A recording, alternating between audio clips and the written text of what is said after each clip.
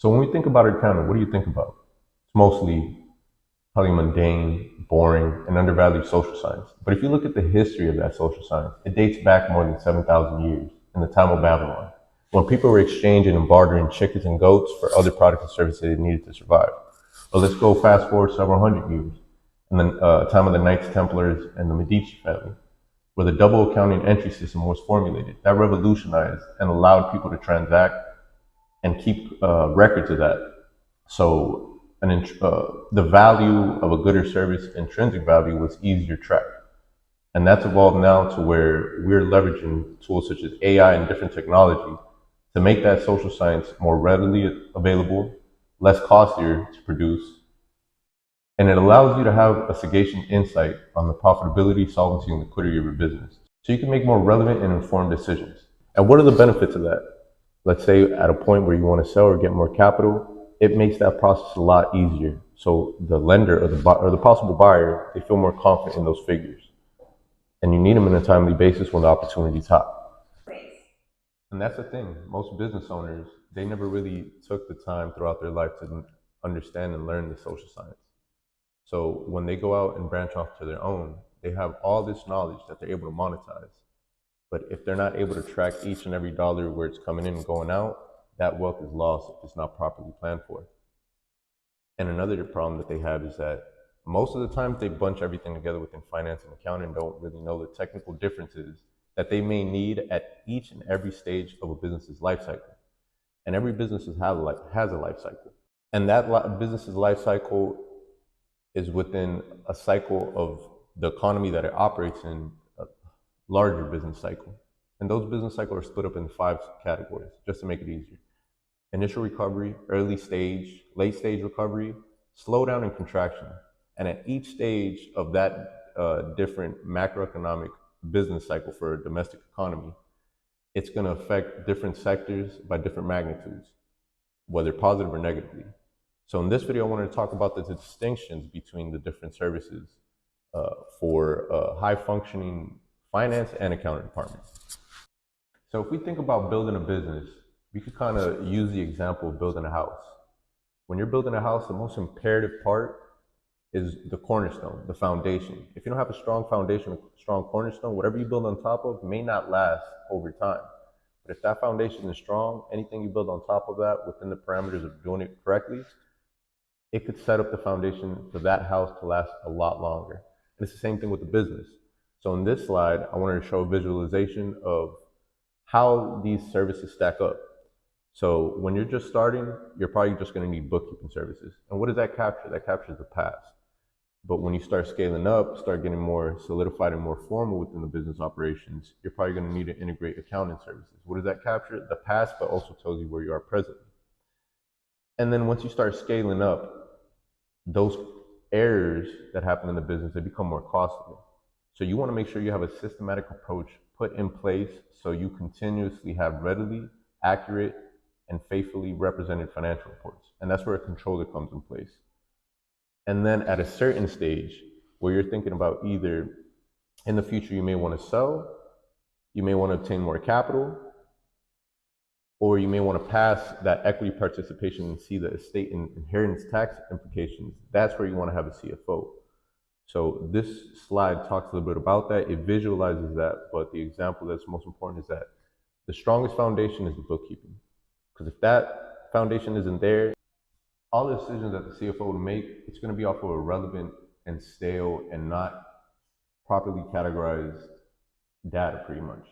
And that can have huge negative consequences if that foundation isn't there. And let's go over the functional distinctions at a glance. It's not about more work. It's different decision rights, cadence, and accountability that all these different services at some point intermingle given the level of revenue a company's generating. So right here we have in different columns, function, the primary question, the core deliverables, and the cadence, pretty much the time frequency. So for bookkeeping, it's telling you what's the primary question, what happened. The core deliverables are posted transactions, bank feeds, and receipts. The cadence or the time frequency, weekly or monthly. Accounting, we want to know if it's correct. We don't want to make decisions on financial reports that aren't correct. And nor do we want to report taxes to the IRS with financial reports that are not correct. That leaves exposures to audits and even more administrative costs that could be, an impediment to a business owner. The core deliverables, reconciliations, accruals, and are the books tax ready? The cadence, we want to usually have that a monthly. We want to do the monthly close. The controller, is the systematic approach and the system that we have done correctly, and is it put in place, and is there anything that needs to be modified because of a new transaction, a new revenue recognition system, or new expenses that we have to account for? What are the core deliverables? Close calendars, KPIs, key performance indicators, and department accountability, making sure all departments within accounting and bookkeeping are working in unison with synergies. And the cadence and the frequency that we usually try to provide these core deliverables, monthly to quarterly. And last is CFO. What should we do next? Forecast, cash strategies, pricing and sales readiness.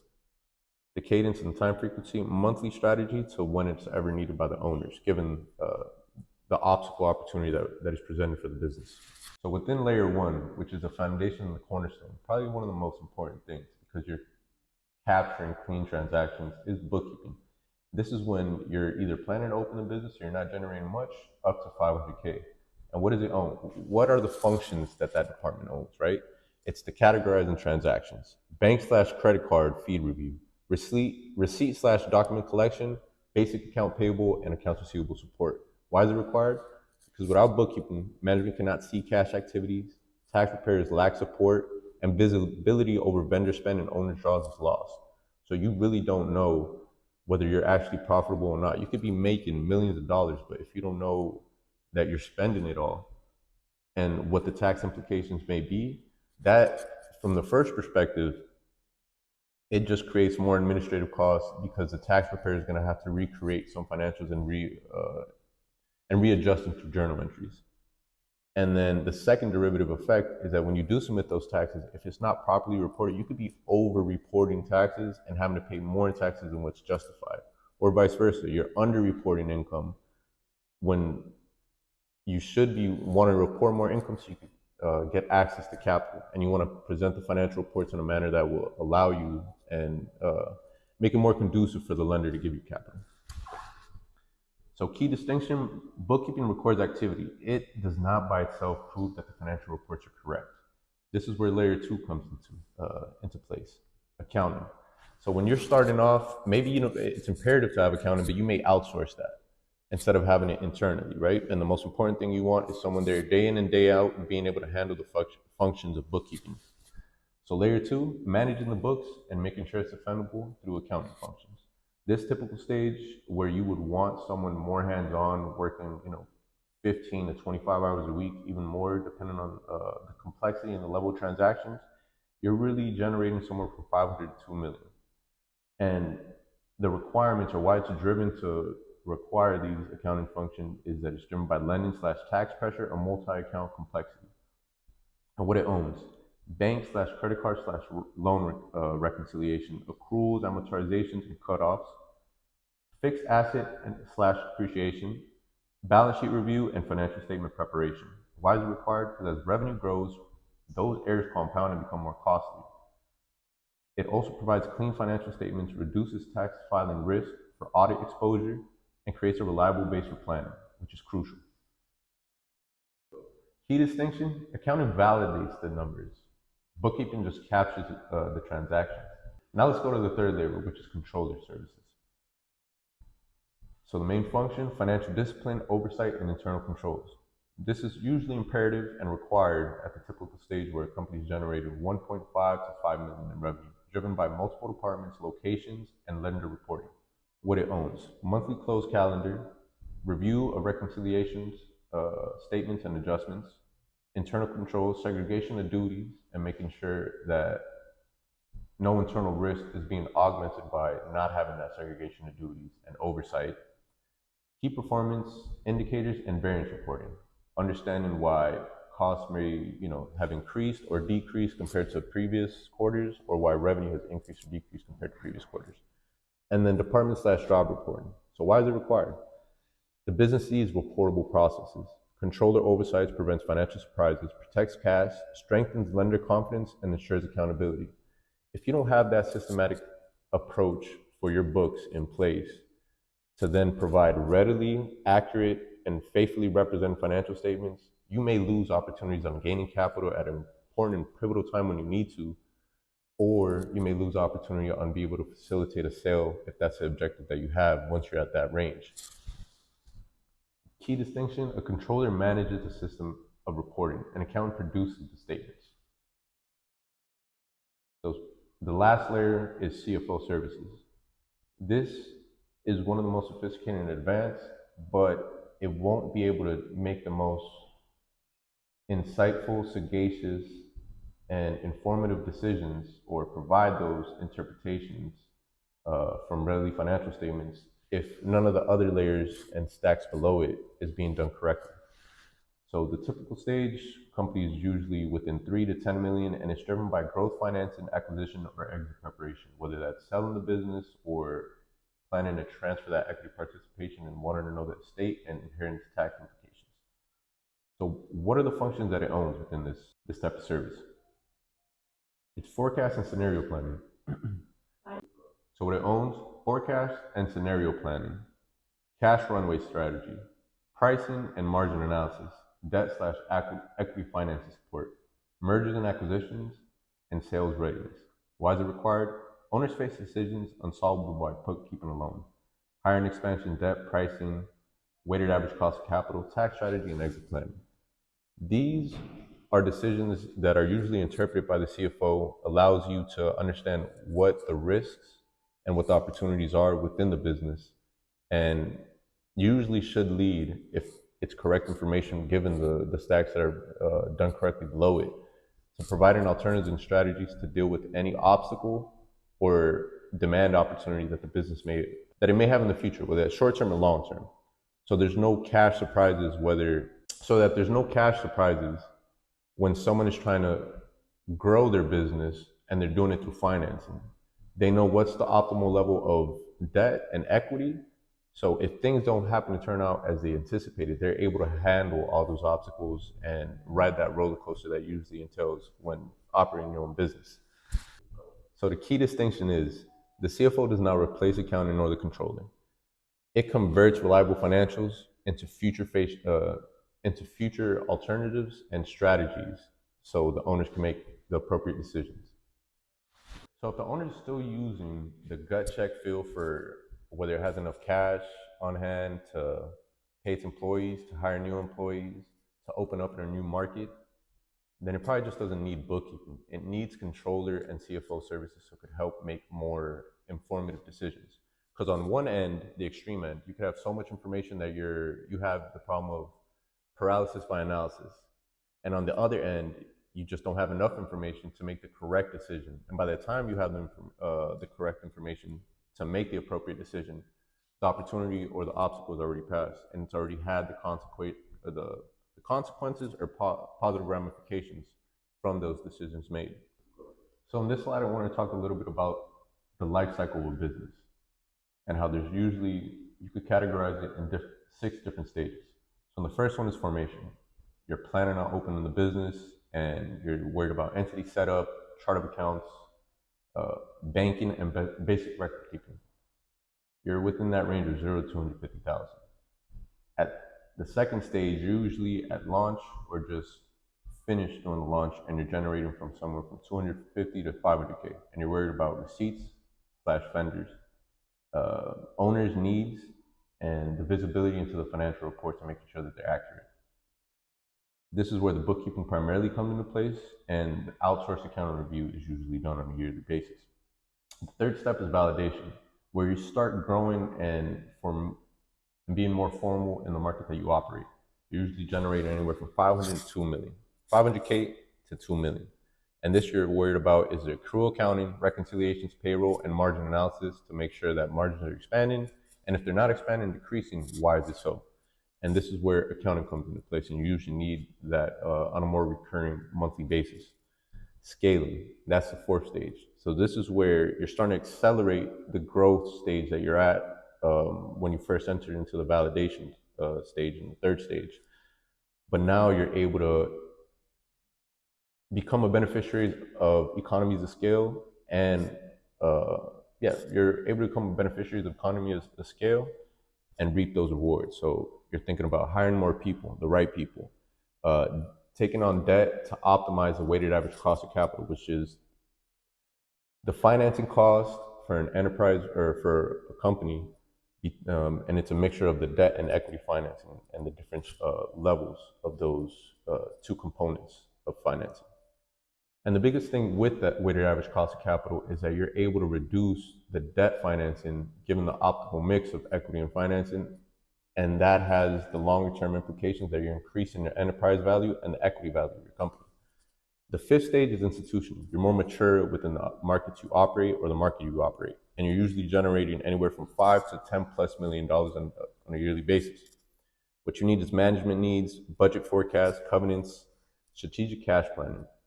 And this is where adding a CFO really does come into place. The sixth is exit/event driven. This is where you're thinking about clean financials, a beat to the support in the event that you either want to gain more capital or obtain more capital through lenders and that type of channel within the capital markets, or either sell to a mid-market buyer or another sophisticated buyer. Or you're worried about how passing on the equity participation that you have in the business will affect your estate taxes and the inheritance taxes to the people that you transfer that equity participation to. So you're usually wanting to dig more into more recurrent, frequent valuation reports, due diligence, and tax planning. So once you have the blueprint for all these high function accounting and finance departments, this is how a typical closing cycle should look within 30 days. So from day 1 to day 7, after month ends close, it's making sure all the transactions are captured through bookkeeping. The second is days 8 through 12. That's where accounting is going to come and review everything that was done by the bookkeeper, make sure that the accounts are reconciled, appropriate adjustments are done, and set it up for the closing for the controller. Day 13 to 17, that's when the controller takes place and reviews the close, analyzes variances, and produces key performance indicators. Day 18 through 30 after month-end close, that's where the CFO will interpret the results, update forecasts, and advise on decisions through reports that it may send to management and owners and operators. So the result, better cash decisions, fewer surprises, and financial reports delivered early enough to matter to make those important decisions as those opportunities and obstacles arise for that business. So right now, last thing I wanted to talk about is justifying the layers, or seeing what risks are avoided and what value is created with each stack that you get when you create a high function finance and accounting department for your business. So we'll start with bookkeeping. What are some of the risks avoided? Lost receipts, miscoding, owner blended expenses. What's the value created? Cleaner tax report and cash visibility, which is crucial. It helps reduce administrative friction between the bookkeeping, accounting, and the tax preparer, and reduce administrative costs for the owner. As well as having that cash flow visibility gives the owner confidence on what decisions it can make and what costs it could incur as it looks to expand its business. Now for accounting, what are some of the risks avoided? Unreconciled loans, misstated income, weak balance sheet. What's the value created by having accounting? The reliable statements and reduced tax filing risk. So in decreasing the audit exposure by misreporting the taxes. The next layer is controller. What are some of the risk avoided there? Well, it's late close, no controls, unexplained variances, which by having those things, it can impede you from being able to access capital through lenders, or if you were planning to potentially sell your business. What are some of the values created by having a controller? It's operational discipline and accountability, and being able to access readily available financial reports at any time that are represented faithfully and credible. And for the last is the CFO. What are the risks avoided? Cash crunch, bad pricing, underplanned growth or sale. Value created, better capital allocation and enterprise value. So this is really where the projections come into place, and it's imperative that those projections do reflect not only optimistic scenarios, but also what are the base case scenarios and worst case scenario. So if the worst case scenario does come into fruition, can you weather the storm through that worst case scenario? Or is the business going to be put in a position that is so fragile and vulnerable that it loses in solvency and liquidity and it's only a step away from bankruptcy? causing the owners to lose everything they worked for. The goal is timely, reliable numbers that helps make more informative business decisions. So if you like what you saw and you have any more questions, reach out right here at our contact. And if you like what you see and you want us to make more content like this, hit the subscribe and like button.